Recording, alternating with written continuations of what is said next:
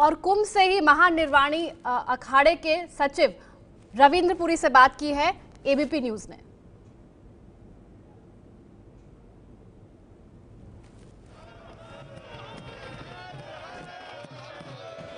शाही स्नान में सबसे पहले अखाड़े स्नान करते हैं, अखाड़ों के संत स्नान करते हैं और इसीलिए इसे शायद शाही स्नान भी कहा जाता है। आज शाही स्नान करने के लिए जो सबसे पहला अखाड़ा गया था महानिर्वाणी अखाड़ा, वहां पर हम मौजूद हैं और ये जो संत हैं उस अखाड़े से जुड़े हुए वो अपने कैंपों में, अपने अखाड़ों में वापस आ गए हैं। और हमारे साथ सचिव हैं महानिर्वाणी अखाड़े के रविंद्र पुरी जी गिरी जी महाराज जी, आप लोग लौट आए हैं शाही स्नान करके।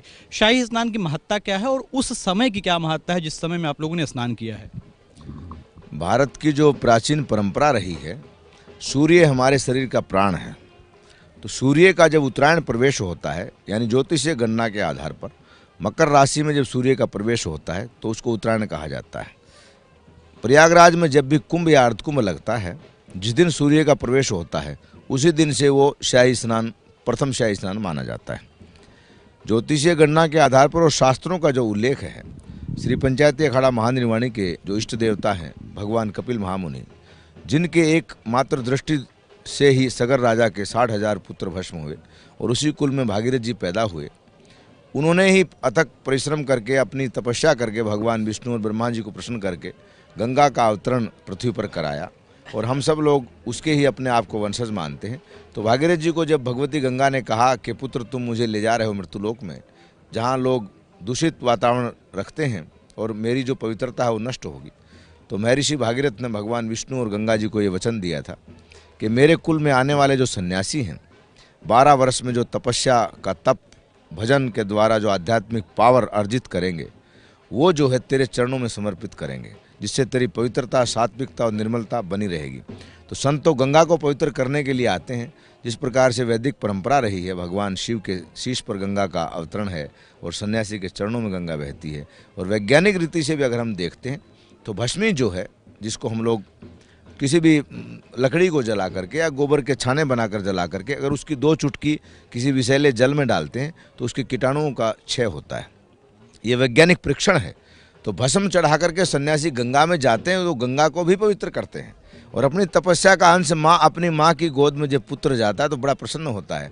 तो प्रत्येक सन्यासी अखाड़े का और उनसे जुड़े हुए जो भक्त हैं, आज श्री पंचायती अखाड़ा महानिर्वाणी के जो इष्ट देवता भगवान कपिल महामुनि, उनके आशीर्वाद और आदि जगत गुरु भगवान शंकराचार्य के 10 नाम सन्यास की महान परंपरा, जिसका प्रथम शाही स्नान जो होता है प्रयागराज के कुंभ में, वो महानिर्वाणी अखाड़े का ही होता है। तीनों शाही स्नान सभी सन्यासी और भक्तगण भगवती गंगा, यमुना और सरस्वती का पावन तट संगम के उस पवित्र घाट पर स्नान करके पुनः अपनी छावनी में प्रवेश हुआ। उसके बाद पूजा अर्चना के बाद सभी आगंतुक भक्तों को, मीडिया के बंधुओं को, संतों को, सबके लिए अल्पाहार की व्यवस्था की गई प्रसाद के रूप में। और ये बहुत ही उत्सव का एक, जिस प्रकार से गृहस्थ जीवन में शादी और विवाह का एक बड़ा उत्सव होता है, तो सन्यासी के जीवन में शाही स्नान का एक विशेष महत्व है। वो अपने शरीर के सारे कष्टों को भूलकर माँ भगवती गंगा से मिलने को इतना आतुर रहता है। मैंने आज देखा है कि 80 और 87 वर्ष के वृद्ध संत, वो अपने शरीर की क्षमता नहीं है लेकिन नग्न होकर के भस्म लगाकर इतनी ठंडी के मौसम में भी सर्द को दूर करते और गंगा में स्नान करके उमंग, जिसे बच्चे के अंदर एक ऐसा उत्तेजना रहती है शरीर में। मैंने आने के बाद भी परीक्षण किया।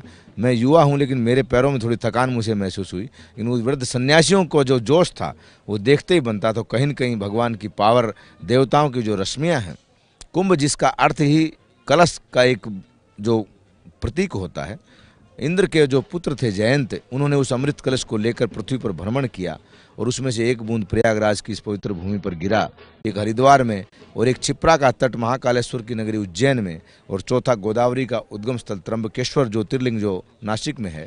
तो इस प्रकार से 4 स्थानों में भारत में वर्तमान में कुंभ लगता है।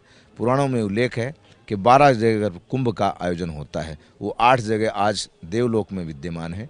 तो आज का ये जो कुंभ का स्नान था, ये बहुत ही पवित्र मुहूर्त में हुआ है।